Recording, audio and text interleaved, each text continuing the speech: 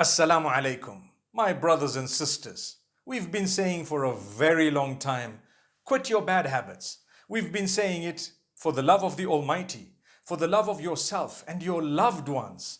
Quit your bad habits. One of these bad habits, very unfortunately, that has to be spoken about more so right now, is the habit of smoking. Be it cigarettes, be it the shisha, the e-cigarettes, the vaping, or any other drug.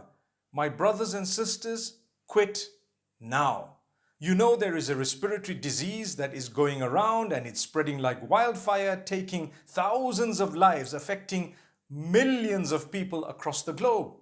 We need to improve our immune system and ensure that we do not compromise the respiratory system within ourselves.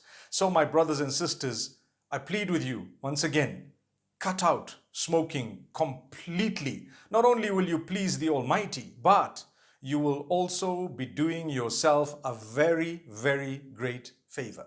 Thank you so much. Assalamu alaikum wa rahmatullahi wa barakatuh.